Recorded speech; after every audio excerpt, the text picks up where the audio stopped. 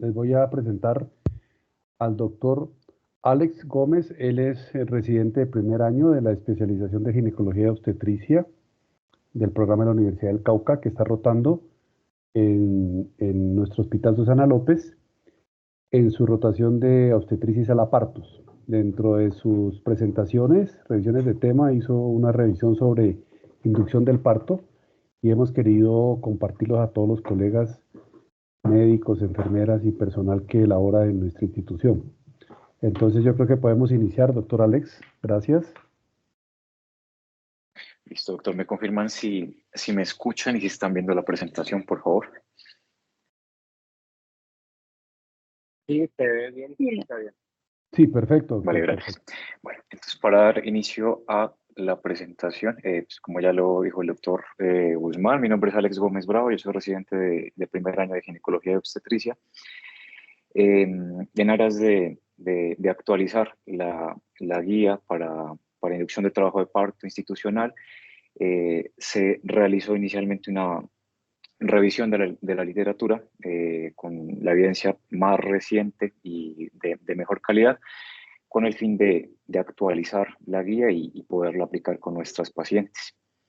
Este es el derrotero que vamos a desarrollar en el transcurso de la charla. Vamos a hablar inicialmente sobre unas generalidades, las indicaciones de la inducción de trabajo de parto, las contraindicaciones, la valoración cervical, los métodos, el concepto de inducción fallida, para finalizar con unas conclusiones.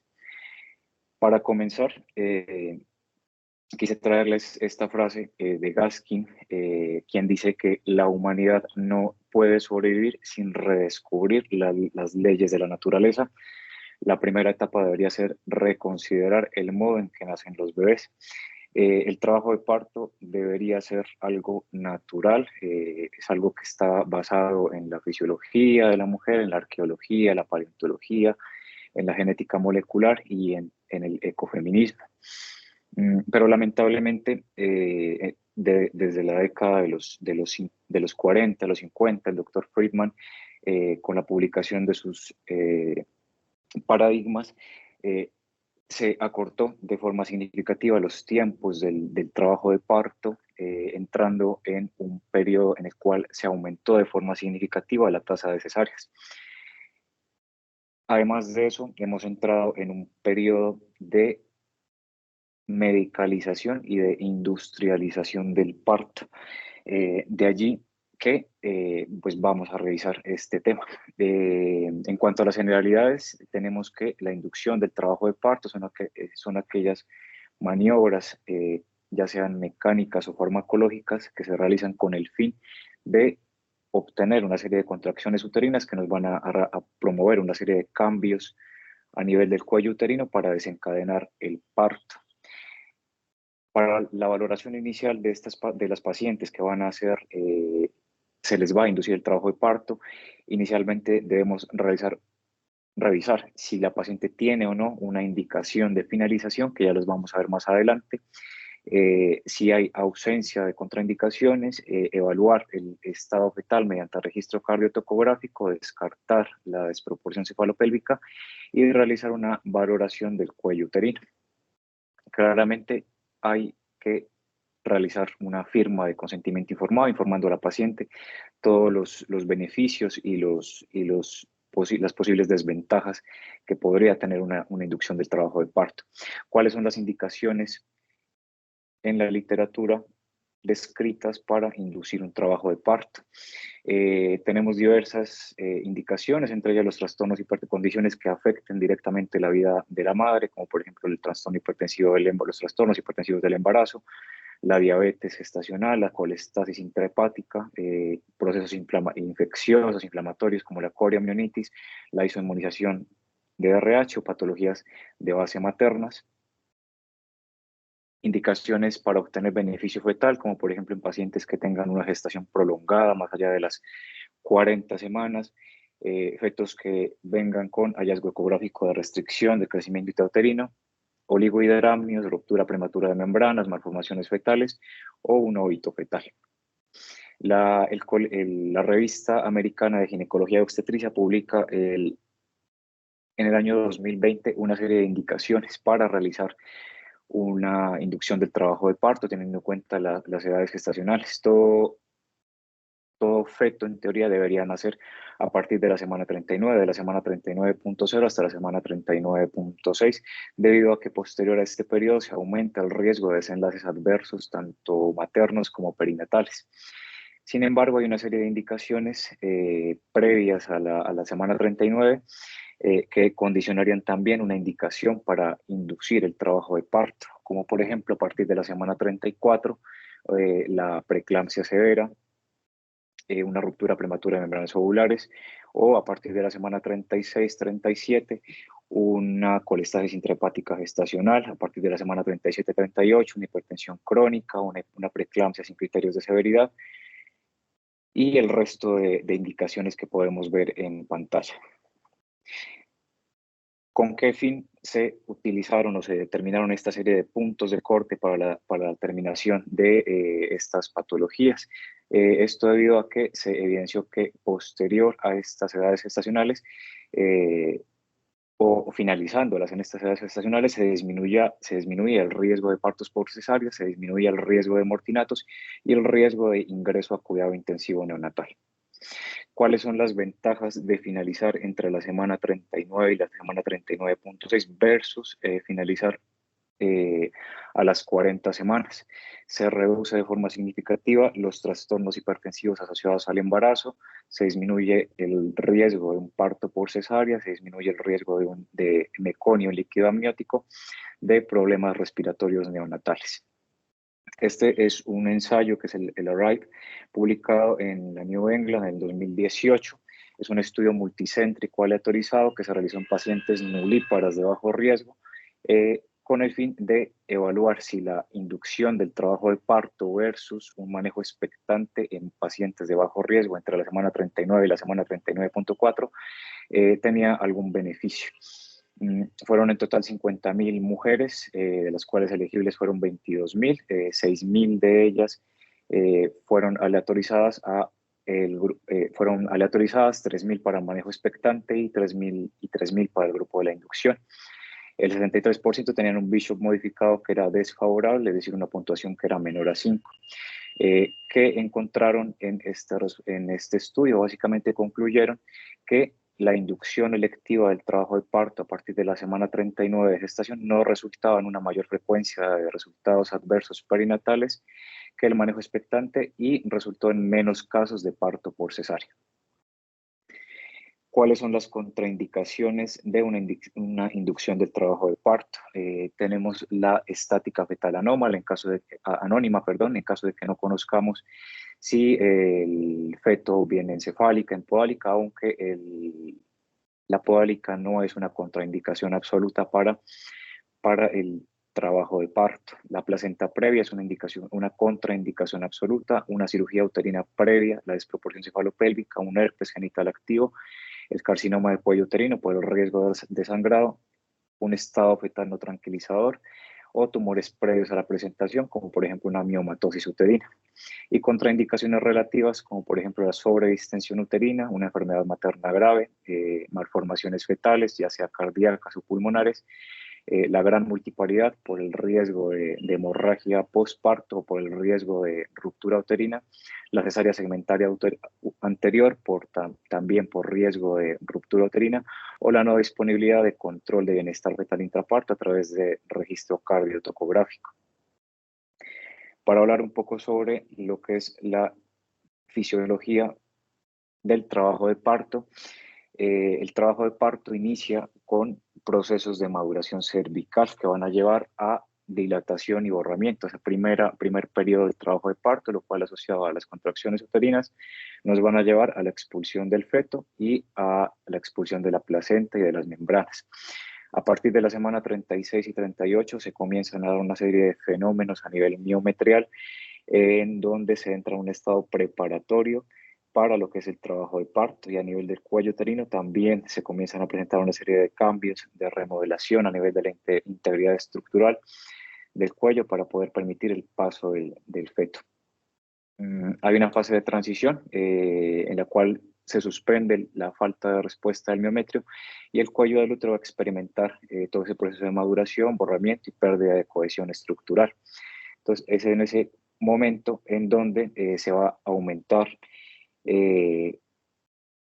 una serie de enzimas que van a degradar todo ese colágeno del cuello uterino, como por ejemplo la ciclooxigenasa, va a disminuir el dermatansulfato, el condroitinsulfato, que va a disminuir esas fibras de colágeno cervical y se va a aumentar la producción de ciertas moléculas proinflamatorias como la prostaglandina B2, que lo que va a hacer es dilatar esos pequeños vasos cervicales, aumentar la degradación de colágeno y producir quimiotaxis de leucocitos y aumentar la producción de interleucina 8.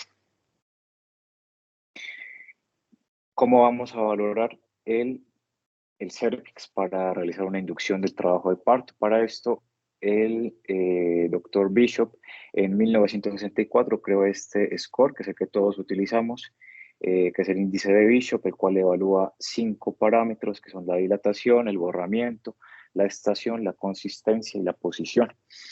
Un puntaje Bishop menor o igual a 6 va a ser un Bishop desfavorable, es decir, que este cuello uterino va a estar inmaduro y va a requerir medidas para madurarlo y favorecer una entrada al trabajo de parto.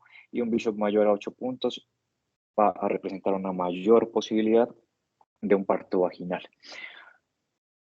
Ahora, en el 2021 se publicó este estudio en el Journal americano, el cual evalúa el uso de un Bishop modificado, un Bishop simplificado después del inicio de las contracciones para reducir la tasa de cesárea. Ese fue un estudio retrospectivo en el cual se involucró 12 clínicas y 19 hospitales entre los años 2002 y 2008.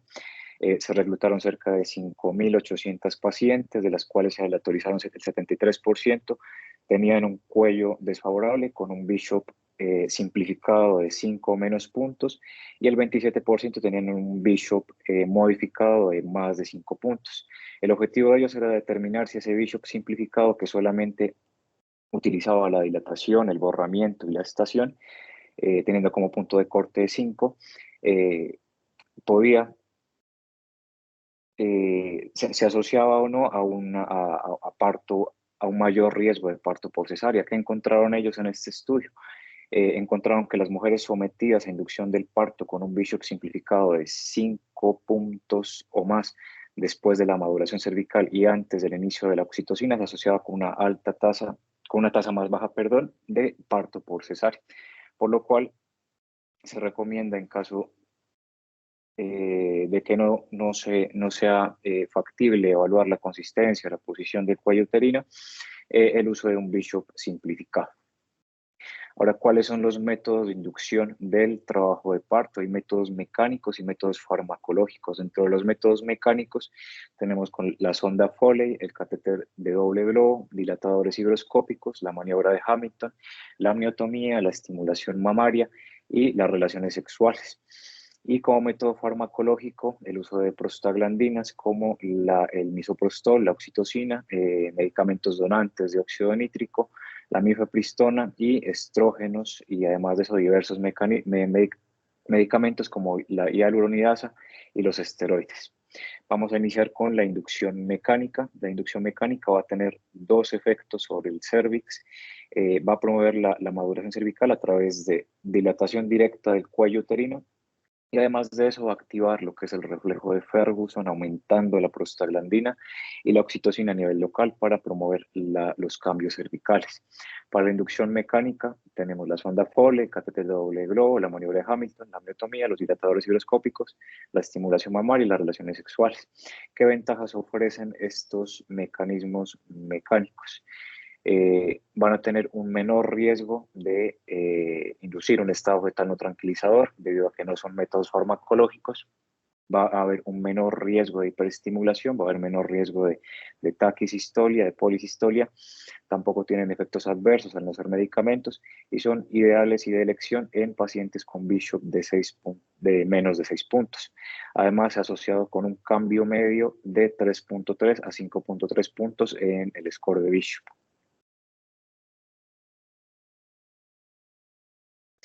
Tenemos como primer método el uso de la sonda Foley, que básicamente consiste en la inserción de una sonda Foley, ya sea 16 o 18, a través del canal endocervical y hacia el espacio extraamniótico y se insufla con 30 hasta 80 mililitros de solución salina para realizar dos efectos, el efecto de dilatación y un efecto de tracción externa.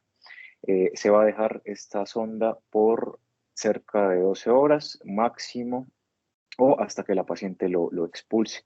Lo que va a hacer esta sonda es aumentar la presión a nivel del segmento inferior, o activar el reflejo de Ferguson, aumentando las prostaglandinas a nivel local e induciendo las contracciones uterinas. Existe otro método que es el catéter de doble globo, que es el balón de Cook, el cual consiste en una sonda de silicona con doble vía.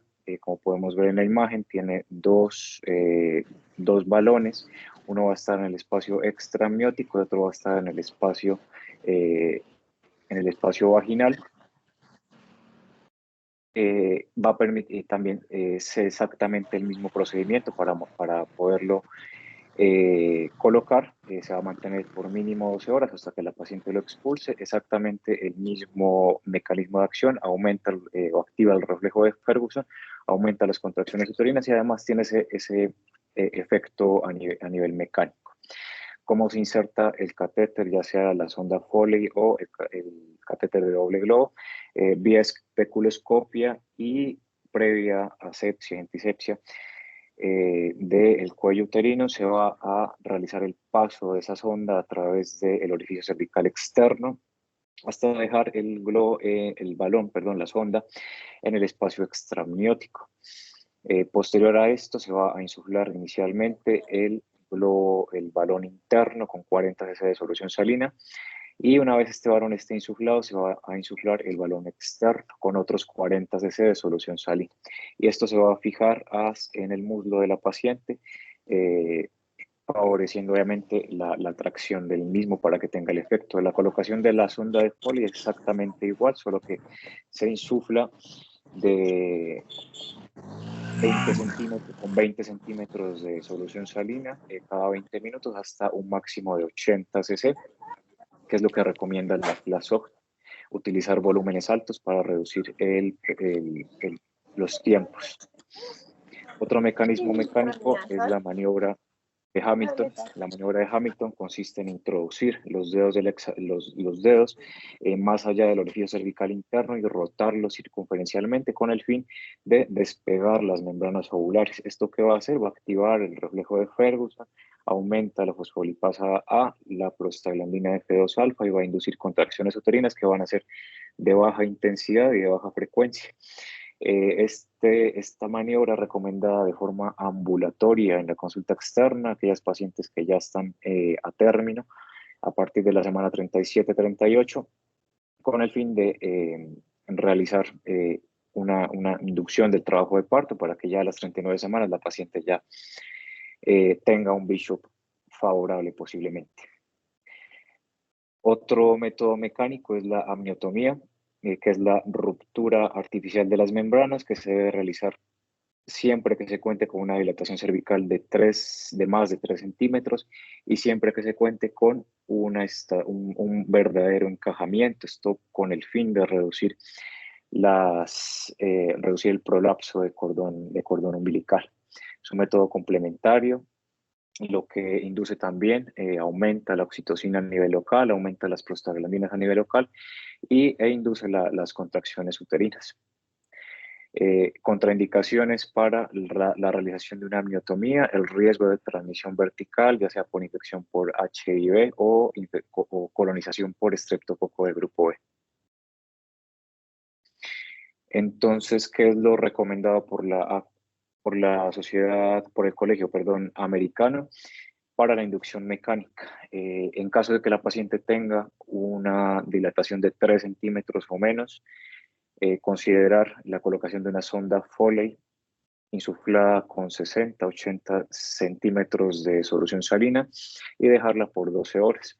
Si está contraindicada la sonda Foley, ya sea por una placenta previa, por una ruptura de membranas, por cervicitis o por colonización por estreptococo de grupo B, se debe iniciar misoprostol y posteriormente la infusión de oxitocina. Si no está contraindicada, se recomienda combinar la sonda Foley, vamos a verlo en estudios en diapositivas posteriores, que combinar la sonda Foley con misoprostol va a acelerar el trabajo, la inducción del trabajo de parto. Lo que recomienda la AAYOC es iniciar misoprostol a dosis bajas, de 25 microgramos cada 2 a 4 horas o 50 microgramos cada 4 o 6 horas.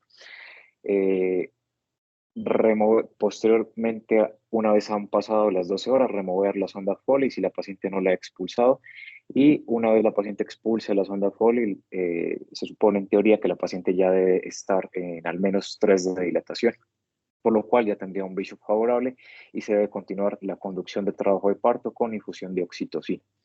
En caso de que la paciente esté colonizada por estreptococo de grupo B, iniciar el manejo profiláctico acorde a la guía institucional y considerar amiotomía cuando la paciente ya tenga 3 o más centímetros de dilatación. Existen otros métodos mecánicos ya poco disponibles, que, por ejemplo, los dilatadores higroscópicos. Son compuestos, pueden ser orgánicos o sintéticos como el Nabicel o el Dilapam, que son los nombres comerciales, y orgánicos que están hechos a base de un alga que se llama Laminaria japonicum. El efecto que van a tener estos dilatadores higroscópicos, que se pueden utilizar de forma ambulatoria también a partir de la semana 38 de gestación, es un efecto tanto mecánico como a nivel local. Van a absorber el fluido del tejido cervical expandiéndose y eso va a producir una fuerza radial aumentando la dilatación. Además de eso van a liberar de forma endógena, aumentar la liberación de prostaglandinas, favoreciendo la degradación de colágeno e induciendo el trabajo de parto. Lo que recomiendan las guías en cuanto al uso de dilatadores higroscópicos es utilizar antibióticos de amplio espectro, debido a que estos dilatadores pueden colonizarse, más si son de origen orgánico, por todas las bacterias que pueden estar a nivel local y aumentar el riesgo de infección o de transmisión vertical. Este es un ensayo publicado también en la revista americana de obstetricia. Es un ensayo controlado en el cual evalúan el uso del Dilapan S, que es un dilatador higroscópico sintético, versus la sonda Foley para una preinducción cervical. El objetivo fue comparar el uso del Dilapan y la sonda Foley para la modulación cervical, con un ensayo controlado, aleatorizado, realizado en Estados Unidos entre el 2016 y el 2018. Se reclutaron 419 pacientes, al 50% se les colocó la sonda Foley y al 50% se les colocó el Dilapan S. Que obtuvieron en este estudio, obtuvieron que el tiempo se reducía de forma significativa, el tiempo total en cuanto al uso de los dispositivos. El uso de la sonda Foley era mucho menor que el uso del Dilapan, o sea, se requería menos tiempo para poder inducir el trabajo de parto con la sonda Foley que con los dilatadores higroscópicos, siendo esto significativo estadísticamente. La FDA lo recomienda en sus últimas actualizaciones, debido a que es más cómodo para la paciente. Sin embargo, la sonda Foley no es inferior respecto a los resultados en cuanto a maduración cervical. Ya para pasar a los métodos farmacológicos, tenemos las prostaglandinas. Las prostaglandinas, el efecto que van a tener va a ser disolver esas fibras de colágeno, van a aumentar el contenido de agua a nivel local, van a producir un proceso inflamatorio a nivel local, generando mayor producción de moléculas proinflamatorias como la interleucina 8, que van a generar cambios a nivel molecular, a nivel celular, generando borramiento y dilatación, que es lo que estamos buscando para inducir el trabajo de parto. Existen 2 medicamentos en el mercado, un análogo de la prostaglandina D1, que es el misoprostol, un análogo de la prostaglandina D2, que es la dinoprostona, que está mucho menos disponible en el mercado. Al ser métodos farmacológicos, pueden acarrear una serie de efectos adversos, entre ellos la taquicistol, la hiperestimulación uterina, pueden generar fiebre, escalofríos, vómito, diarrea. están contraindicados en pacientes con cirugía uterina previa, como por ejemplo una cesárea, por lo cual en la cesárea, en pacientes que van a ir a prueba de trabajo de parto con cesárea previa, lo ideal es madurar a inducir a estos pacientes con un método mecánico como la sonda Foley. Pacientes que tengan miomectomía también tienen contraindicado el uso de prostaglandinas. Actividad uterina preexistente, debido a que puede aumentar el riesgo de taquicistolia, de policistolia. El glaucoma también es una contraindicación absoluta para el uso de prostaglandina, la falla renal, la falla hepática y el asma. El misoprostol es el medicamento que más tenemos disponible en nuestro medio. Es un análogo de la prostaglandina E1. Se puede administrar por diferentes vías. Se puede administrar por vía sublingual, por vía oral, por vía vaginal, por vía rectal, dependiendo del efecto que queramos buscar. En cuanto a su absorción, por vía vaginal, tiene una disponibilidad farmacológica que es 3 veces mayor a la obtenida cuando se administra por vía oral, y esa disponibilidad se aumenta al humedecer la tableta o el fragmento de la tableta con agua. Vamos a ver más adelante la gráfica. Además de que permanecen más tiempo los niveles séricos. El efecto terapéutico del misoprostol por vía vaginal va a ser aumentar el tono uterino, que se va a lograr hacia los 21 minutos, y va a tener un mayor efecto terapéutico alrededor de los 46 minutos posterior a la aplicación. Por vía vaginal se recomienda, lo que recomiendan las guías, es administrar las dosis bajas de 25 microgramos, ya que acarrea una menor tasa de taquicistolia, que es cerca del 8.2%, un menor riesgo de hiperestimulación en un 3.2%, y un menor número de cesáreas por estado fetal no tranquilizador, y además un menor número de pacientes de líquido meconiano de ingreso a UCI. La dosis de alta de 50 microgramos es más eficaz, sin embargo, hay una mayor tasa de partos, a una mayor tasa, de taquicistolia de un 18.3% y mayor tasa de síndrome de hiperestimulación del 6.7% comparado con la dosis baja. Por lo tanto, la OMS recomienda que se den dosis bajas de misoprostol para inducir el trabajo de parto de 25 microgramos cada 3 a cada 6 horas. Cuando se administra el misoprostol por vía oral, tiene una absorción que es mucho más rápida, mucho más eficiente, cerca del 88%. Puede estar disminuida esta absorción por la presencia de alimentos o por el uso frecuente de antiácidos. El metabolismo tiene un primer paso a nivel hepático.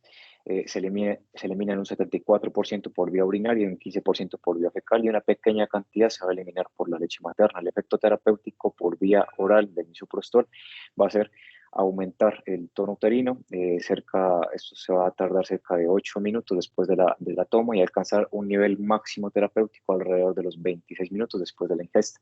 La dosis recomendada por la OMS por vía oral es utilizarlo a dosis de 50 microgramos cada 4 horas con máximo de 6 dosis consecutivas. Por vía sublingual, la absorción del misoprostol es mucho más rápida que por las anteriores vías. Se logra un aumento del tono uterino a los 10 minutos después de la aplicación, y el efecto terapéutico va a ser aumentar el tono uterino cerca de 10 minutos después de la administración. Esta vía sublingual va a ser la apropiada para emplearse en casos en donde se busca un efecto inmediato, como por ejemplo en los pacientes que tengan una hemorragia postparto. Esta gráfica es una gráfica de la FLASOG, publicada en el 2003, en donde comparan los niveles plasmáticos del misoprostol a través del tiempo con las diversas vías de administración.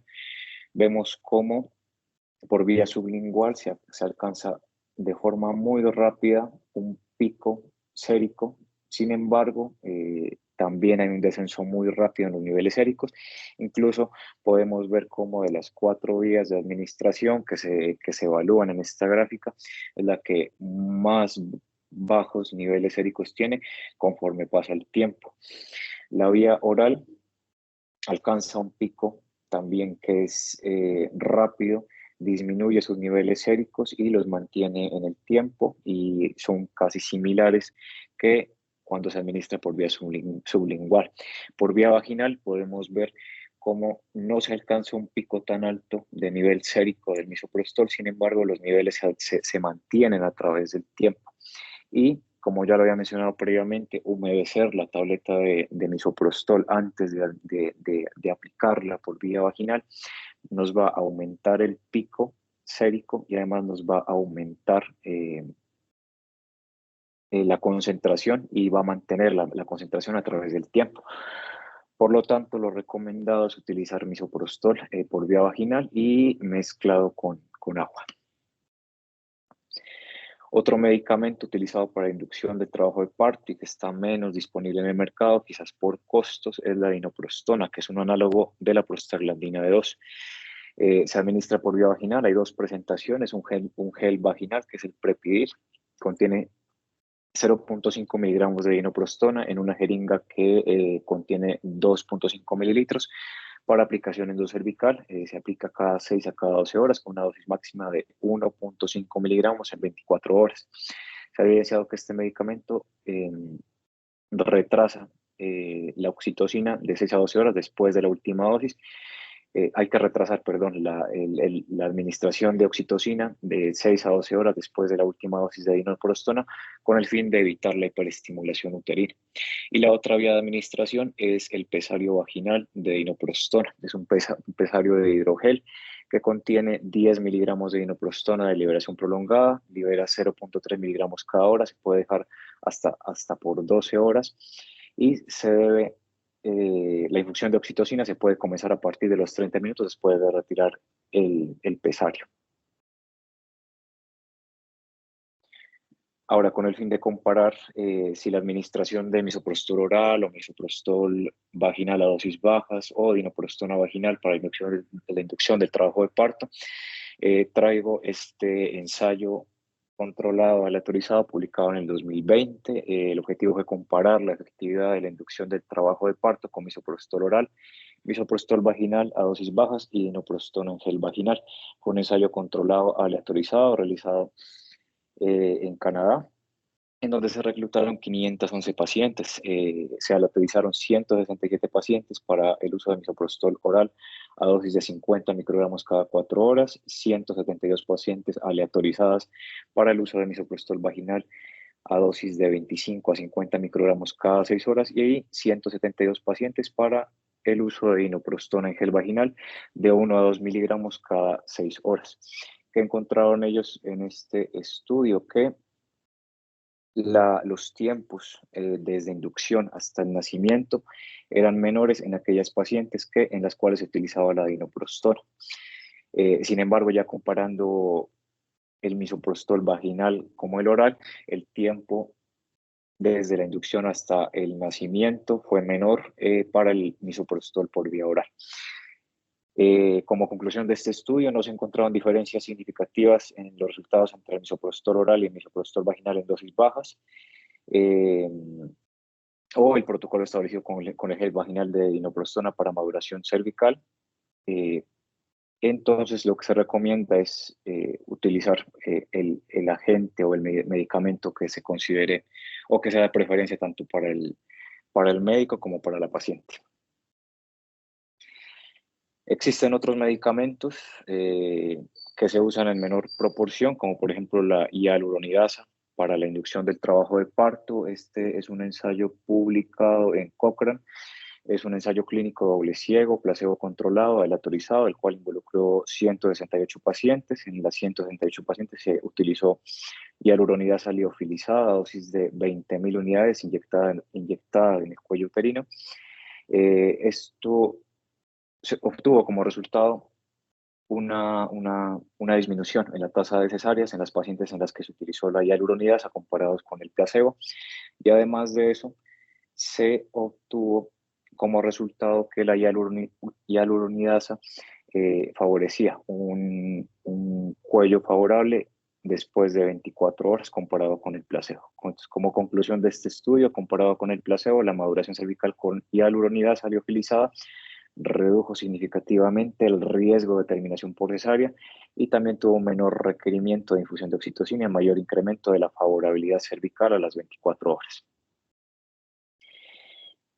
Y como último medicamento, la oxitocina. La oxitocina, que es un neuropéptido formado por una cadena de 9 aminoácidos, actúa de manera análoga a la oxitocina natural.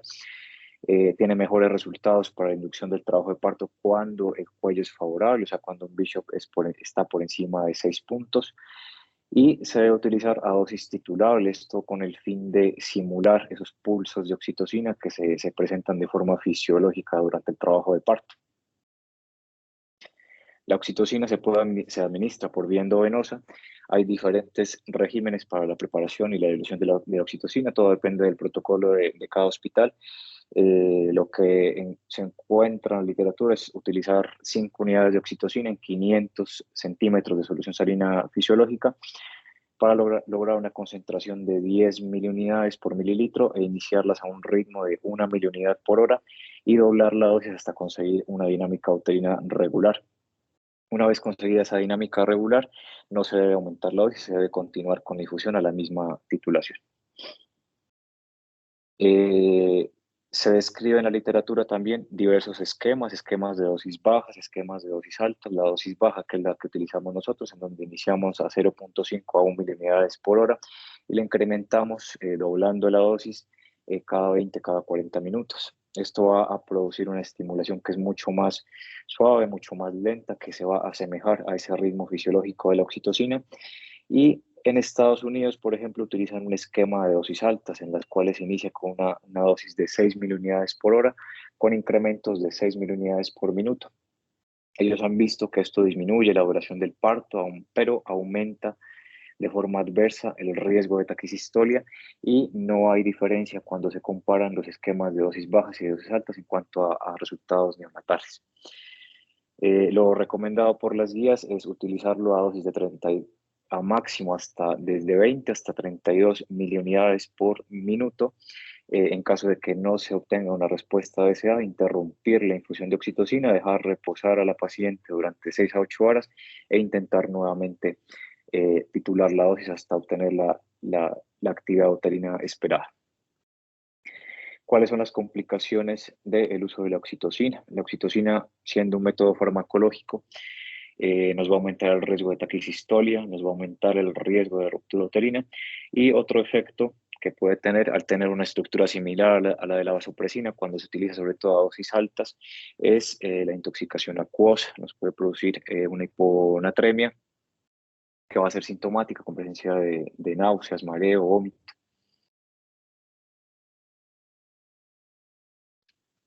Este estudio es un estudio en el cual compara la eficacia de la combinación del misoprostol oral en dosis bajas combinado con una sonda Foley versus el misoprostol oral solo para la inducción del trabajo de parto.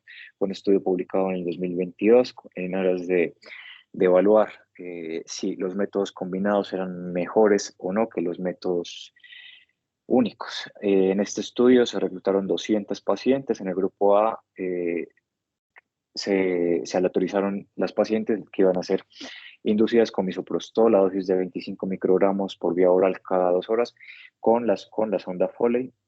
Y en el grupo B, pacientes con misoprostol 25 microgramos por vía oral cada 2 horas sola. Lo que nos permite concluir este estudio es que el uso de misoprostol con la sonda Foley, que fue el grupo A, permitió acortar el trabajo de parto.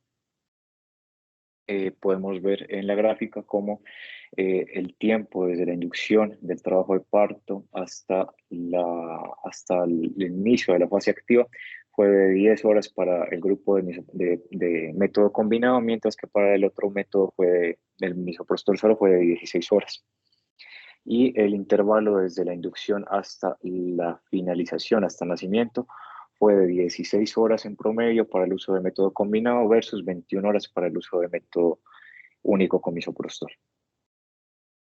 También en cuanto a los desenlaces del embarazo, una finalización dentro de las primeras 24 horas desde el inicio de la inducción se logró en el 87%, perdón, de las pacientes que fueron expuestas o fueron inducidas con el método combinado versus un 75% de las pacientes en las cuales se utilizó misoprostol solo. Y el riesgo de cesárea fue mayor en el grupo B, en el grupo de las pacientes en las cuales se realizó una inducción con solamente misoprostol.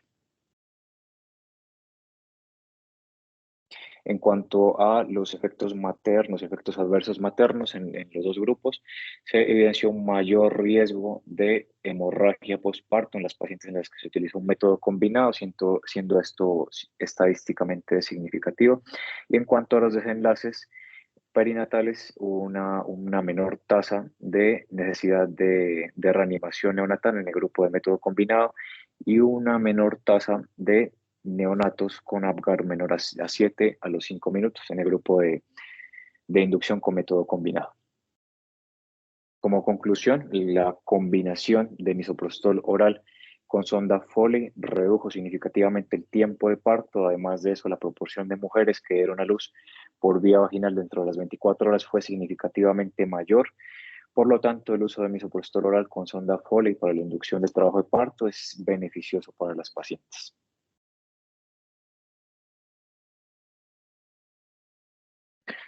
Ahora, para estimar el fracaso de la inducción del trabajo de parto con un cervix desfavorable es básicamente del 15%, una inducción fallida.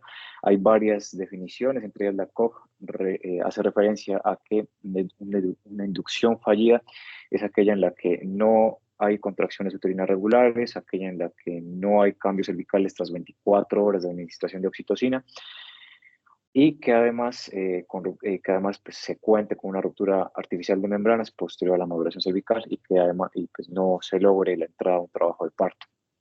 Las guías NICE, por su parte, dicen que una inducción fallida es aquella en la que se falla en el establecimiento de un parto tras un ciclo de tratamiento con 2 comprimidos vaginales de prostaglandinas, con aplicación de gel de dinoprostona a intervalos de 6 horas o con dispositivo de liberación prolongada de prostaglandina B2 durante 24 horas.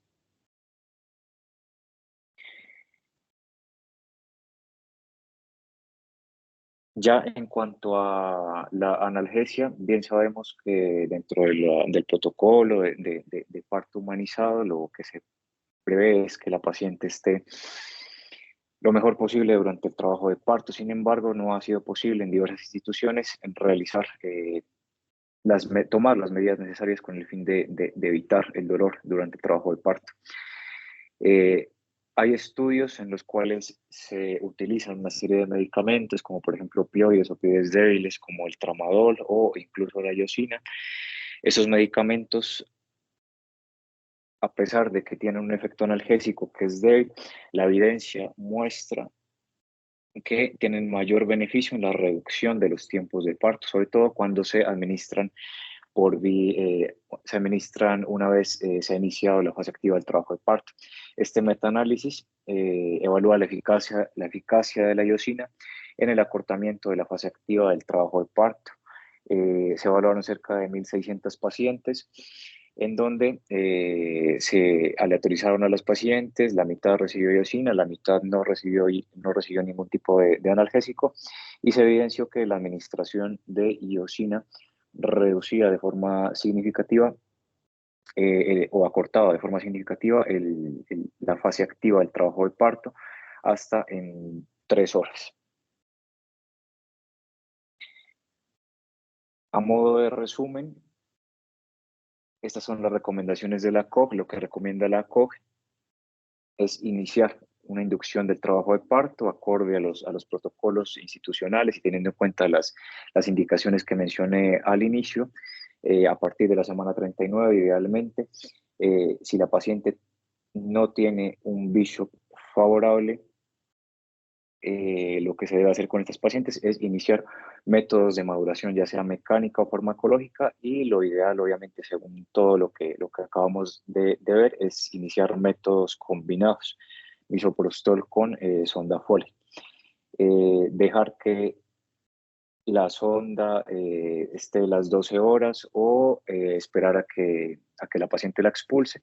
Si no hay cambio cervical, hay que repetir con otro método que sea diferente.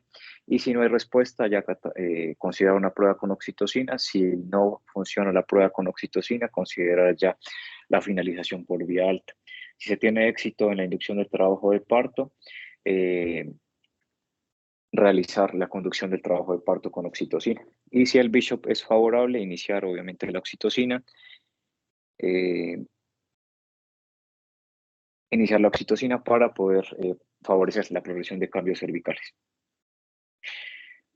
Como conclusiones, la inducción del trabajo de parto es uno de los procedimientos obstétricos más comunes. Se estima que la tasa global de inducción se ha duplicado más en los últimos años, teniendo en cuenta que estamos finalizando embarazos a partir de la semana 39. Los métodos mecánicos son costo efectivos y tienen menos efectos secundarios. Además, la evidencia muestra que al usarlo de forma combinada con métodos farmacológicos se aumenta la tasa de éxito. La evidencia científica no ha mostrado que el catéter de doble globo sea mejor que la sonda Foley, que es la que tenemos disponible en nuestro medio. Y el uso de prostaglandinas y la oxitocina se diferencian en que las contracciones uterinas son impredecibles en cuanto a su frecuencia e intensidad. Si tienen alguna pregunta, alguna duda. Muchas gracias, doctor Alex, por su excelente y muy actualizada presentación. Si alguno de los participantes que está en este momento quiere hacer alguna pregunta o algún aporte, bienvenido sea. ¿Aló? Sí, doctor Caicedo. Buenas noches a todos. Buenas noches. Excelente revisión, la cual pues actualiza muchos de los y refuerza muchos de los conceptos que ya se están aplicando en este momento en los pacientes con inducción. Sin embargo, a pesar de que no pude estar desde el comienzo, sí observé en las conclusiones algo que me llamó la atención, que es la indicación de terminación de la gestación por inducción o la aplicación sin indicación médica, ese de 3941. Doctor Alex, ¿me podría explicar un poquito más esto?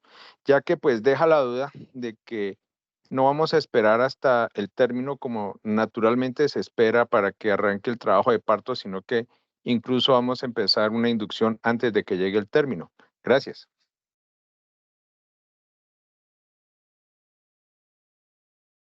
Sí, doctor. O sea, lo que muestra la evidencia es que después de la semana 39 se aumenta el riesgo de trastornos hipertensivos del embarazo, se aumenta el riesgo de requerimiento de finalización por vía alta, se aumenta el riesgo de líquido amniótico meconiado y se aumenta el riesgo de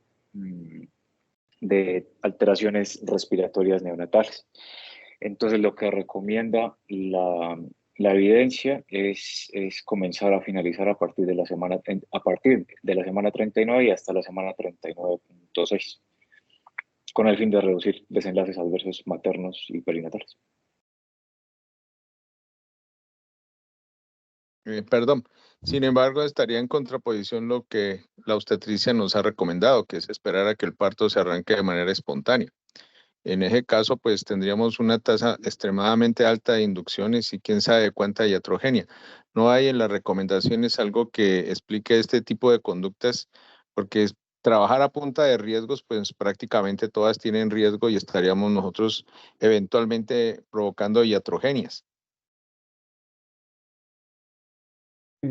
Doctor Caicedo, bueno, sigue Alex Díaz a mostrar el estudio, sigue. Pues tenemos el estudio ARRIVE, que creo que el doctor no lo alcanzó a presenciar. Pues sí, o sea, pues la evidencia lo que marca es que se debe finalizar a partir de la semana 39 de gestación y no esperar a las 40 semanas.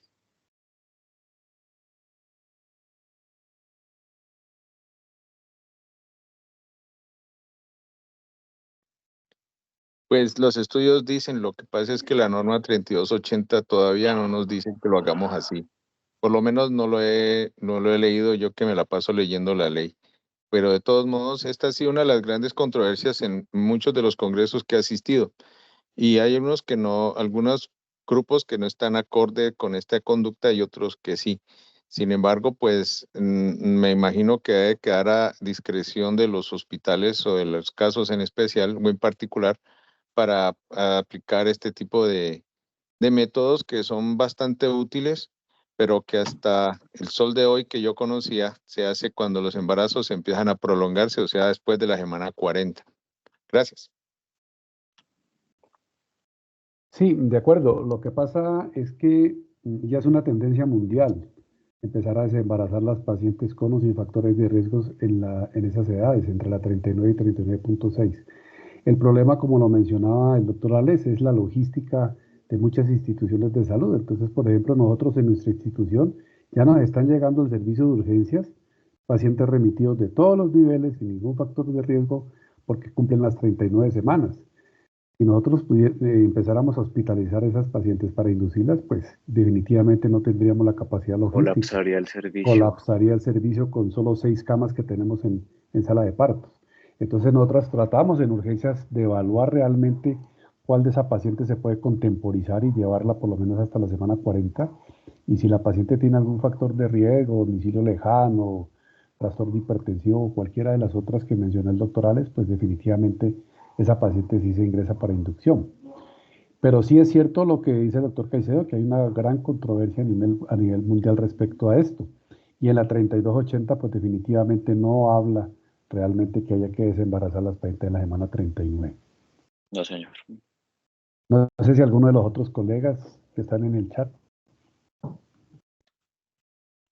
Buenas noches. Sí, buenas noches. Buenas noches. Doctora, les felicitaciones por su revisión. Qué pena que entré un poquito tarde. Pues lo del tema de las inducciones, yo creo que eso amerita una revisión completa únicamente de las indicaciones, ¿cierto? Con respecto al protocolo, que probablemente el protocolo en el hospital, pues habrá que actualizarlo, ¿cierto? Porque es cierto que tenemos muchas pacientes para inducir y muchas en espera de inducción, y las inducciones se están prolongando, me parece a mí, de una forma como en incremento, ¿cierto? Sí. Entonces, si la evidencia nos dice que ponerle sonda y combinarlo con una prostaglandina como el misoprostol disminuye el tiempo al parto, pues probablemente el protocolo en el hospital deberíamos actualizarlo. Y que toda paciente que ingresa a inducción, pues se le ofrezca la posibilidad de ponerle sonda, ya la paciente aceptará sí o no, pero si uno le explica los riesgos y los beneficios sobre todo, pues las señoras seguramente van a aceptar. Entonces, dice que hasta que la expulse, ¿cierto? O a las 12 horas, si uno realmente cuando le pone sonda y la revisa a las 4 o 5 horas, ya la paciente tiene la sonda en el canal vaginal, y la revisa uno y ya está en 4 o 5 de dilatación, la sigue conduciendo y disminuye ese tiempo. Y logísticamente eso nos va a ayudar también a descongestionar el servicio. Entonces, pues la invitación al doctor Alex antes de que se vaya es que nos pudiera dejar un borrador para actualizar ese protocolo y hacer un protocolo institucional desactualizado para la inducción del parto. Esa es la idea con el doctor Guzmán, actualizar la guía de inducción del trabajo de parto basado en esta revisión, en lo que tenemos disponible en el hospital. Sí, doctor Fernández, sí, la idea es esa. La idea era hacer primero, ya lo habíamos comentado con la coordinadora del servicio, la doctora Olga Delgado, la idea era primero presentarles a ustedes esta revisión del doctor Alex y luego ya con base en esto sentarnos a actualizar el protocolo que ya toca actualizarlo, creo que en este primer semestre. Pero la idea de eso es precisamente eso, minimizar tiempos, minimizar costos, y lo que dice el doctor Fernando Verán es cierto, o sea, definitivamente nuestros pacientes permanecen 1, 2, 3 días esperando primero la cama para la inducción, y segundo, pues utilizamos solo el esquema del misoprostol, y pues ya se demostró acá en estos estudios que el método combinado es el más efectivo. ¿Alguna otra participación del auditorio? Entonces, sí, tiene levantada la mano el doctor Guzmán y la doctora Olinde. Creo que, sí, perdón, el doctor Urbano, luego La doctora Linde. Doctor Guzmán, Loli, ok. qué pena si me escuchan. Sí, doctor Urbano, lo escuchamos. Sí, señor. Qué pena que estoy dejando para el ministerio hoy en la noche. No, ya me resolvieron las dudas. Realmente tenemos que actualizar el procedimiento, dejar bien claro todo el tema que el doctor nos expuso en el último estudio de mecánicos más medicamentos, pero sí tenemos que ajustar muy bien ese tiempo que vamos a esperar para realmente tomar la decisión necesaria, aunque el doctor Fernando Fernández fue que me habló ahorita, pues realmente con esos dos métodos acortaríamos el tiempo de inducción, pero sí tenemos que ajustar el protocolo y mirar la capacidad instalada para inducción, porque los niveles 1 pues van a llenar de pacientes a las 39 semanas para Sí. hacer la inducción. Eso va a Correcto. disminuir el número de partos en nivel 1. Sí, doctor, totalmente de acuerdo con usted. Gracias.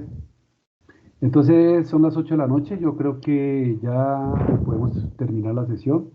Les agradecemos mucho su participación y la tarea a seguir con el doctor Alex y con los colegas ginecobstetras es actualizar el protocolo pendiente, pues siempre nosotros mejorando la calidad de nuestro hospital y en beneficio de nuestras pacientes y los futuros bebés. Muchas gracias, buenas noches. Muchas gracias, Hasta todos. Buenas luego, buenas noches. noches. En el chat les Buenas recuerdo noches a todos. está la lista de asistencia, por favor, para que la diligencia. Muchas gracias. Gracias, jefa Silvia, muy amable por su colaboración. Gracias, Un gusto, Doc. Buenas noches. buenas noches.